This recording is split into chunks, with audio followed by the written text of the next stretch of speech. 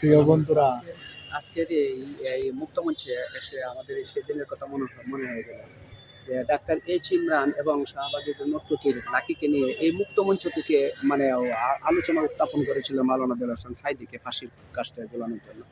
তাদের এই নর্তকীদের সেই মুক্তমঞ্চের দৃশ্যটুকু দেখে আমার আজকে মনে পড়ে গেল আমাদের এই কোরআন পাখি আল্লামা দেলোয়ার হোসেন সাঈদী সাহেব সেই কথাটুকু বলেছিল যে মুক্তমঞ্চ থেকে তারা যে ফাঁসির কথাগুলো উত্থাপন করেছিল। আমি ধিক্কার জানাই সেই মুক্তমঞ্চের সেই শাহবাগী নর্তকীদের জন্য যারা এই আলোচনা উত্থাপন করেছিল, এবং এইখানে এসে আমি সেটার প্রতিবাদ জানাইলাম। ঠিক আছে। প্রিয় বন্ধুরা, আমরা এখন মুক্তমঞ্চে ঘুরতে ঘুরতে চলে আসলাম। মুক্তমঞ্চে আসার পরে অনেক স্মৃতি মনে পড়লো যে এই মুক্তমঞ্চ তো সেই মুক্তমঞ্চ, যেই মুক্তমঞ্চ থেকে শহীদ আব্দুল কাদের মোল্লার ফাঁসির দাবি জানানো হয়েছিল। এই মুক্তমঞ্চ সেই মুক্তমঞ্চ, যেই মুক্তমঞ্চ থেকে ইসলামী আন্দোলনকে দাবিয়ে রাখার সর্বাত্মক চেষ্টা নাস্তিক্যবাদীরা করেছিল, ইসলামী আন্দোলনের নেতাকর্মীদের ফাঁসির দাবি জানিয়েছিল।